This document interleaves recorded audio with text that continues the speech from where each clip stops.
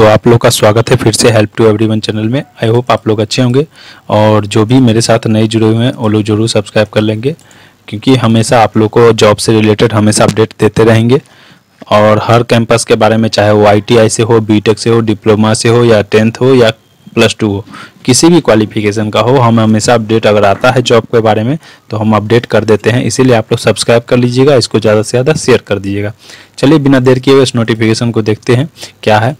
तो यहाँ देख सकते हैं नेशनल एटमॉस्फेरिक रिसर्च रेगुलेटरी में आई हुई है, नोटिफिकेशन निकली हुई है गवर्नमेंट ऑफ इंडिया के तरफ से। एडवर्टाइजमेंट दी गई है जो कि 23/9/2021 को पब्लिश की गई थी ये डेट।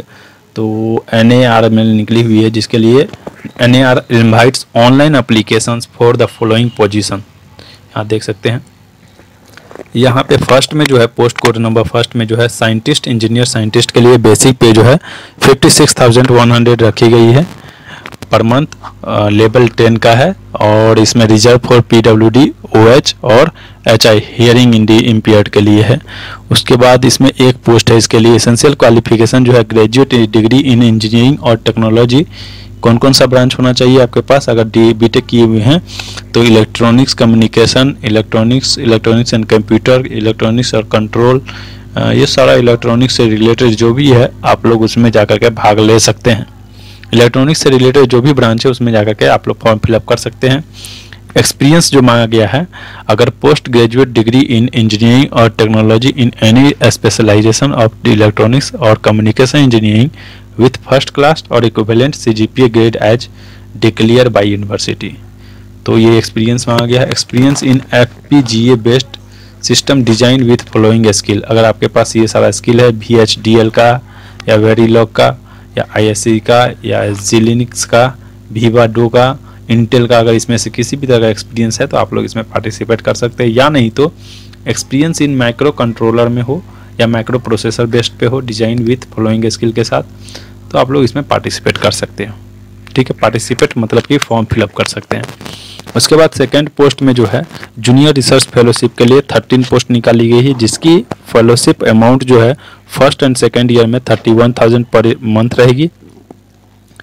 जिसके लिए आपके पास जो है एजुकेशन क्वालिफिकेशन फर्स्ट क्लास और equivalent CGPA grade as declare by university in post graduate in the following subject. अगर आप PG किए हुए हैं, इसमें physics, atmospheric science, space physics, meteorology, applied chemistry, geo physics, इन सारे ब्रांचों में से अगर आप लोग किए हुए हैं तो आप लोग इसमें अप्लाई कर सकते हैं। ठीक है, और उसका any specialisation of electronics engineering, communication engineering, optical engineering, photonics instrumentation, या नहीं तो आपके पास qualified CSIR, UGC NET, GATE, JAM, JEST का आपके पास क्वालिफिकेशन है तो आप लोग इसमें फॉर्म फिलअप कर सकते हैं। इसके लिए कोई भी डिजायरेबल एक्सपीरियंस के बारे में मेंशन नहीं किया है, तो आप लोग बिंदास भरिए, फ्रेशर वाले सब जो भी है। ठीक है, पोस्ट कोड वर्ड में जो है pre eligible qualification at all level shall have a good academic track record होना चाहिए आपके पास। सेकंड 2 के लिए है pre eligible qualification at graduate level should be first class with the aggregate minimum 60% mark होना चाहिए और equivalent CGPA grade as declare by university. आप लोग कन्वर्ट कर लीजिएगा CGPA को जितना परसेंटेज आता है। अगर 60% से एबव है फॉर्म अप्लाई कीजिए, नहीं है तो नहीं कीजिए। ठीक है, all the above position are on purely temporary basis रहेगी।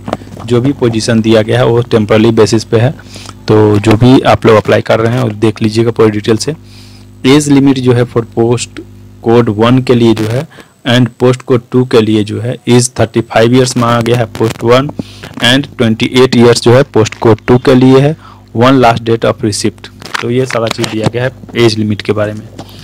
As per the government rules के हिसाब से एक्सरसाइज आर्मी में के लिए, PWD के लिए, SC ST के लिए आप लोग को रिलैक्सेशन मिलेगी। मिनिमम एसेंशियल क्वालिफिकेशन तो आप लोग पहले ही ऊपर में ही देख लिए हैं क्या क्या होना चाहिए।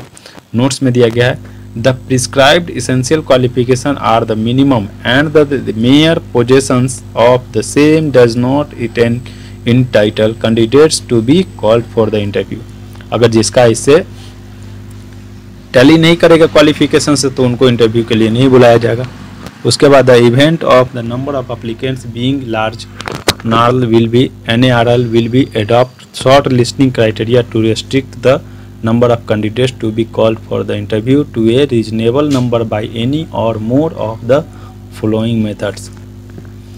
तो अगर ज़्यादा फॉर्म फिलअप होती है तो वो लोग शॉर्ट लिस्टेड करेंगे। जो शॉर्ट लिस्टेड होंगे तो उनको कई मतलब पार्ट्स में बुला सकते हैं। तो डिपेंड है कैंडिडेट के फॉर्म फिलअप करने पे है। तो ये सारा डिटेल था। उसके बाद आगे देख सकते हैं आपके पास नो ऑब्जेक्शन सर्टिफिकेट होना चाहिए। SC ST PWD के लिए आपके पास एकदम ओरिजिनल सर्टिफिकेट होना चाहिए। पे स्केल तो आप लोग देख ही लिए पहले ही। Fellowship and eligible admissible allowances is respect of GRF as payable as rules of value from the time to time. The date of determining the eligible of all candidates is every respect shall be closing date for submitting the online application on the website. तो जो भी चीज़ आपको update होगा वो उसके website पे डाल दिया जाएगा, NARL के वेबसाइट पे। और आप लोग को वो कैसे अप्लाई करना है यहाँ देख सकते हैं।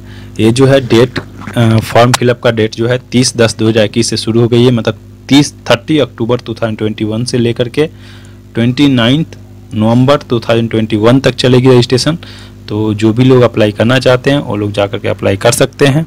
ठीक है, लिंक खुला हुआ है, आपको दिखाते हैं हम। आपको डिस्क्रिप्शन बॉक्स में उसका डिस्क्रिप्शन में आपको ये लिंक दे देंगे, आप वहाँ से जाकर डायरेक्ट अप्लाई कर सकते हैं। या नहीं तो आप NARL सर्च मारेंगे तो वहाँ पे डायरेक्टली आप लोग को वेबसाइट खुलेगा, उस पर जाकर सर्च कर सकते हैं।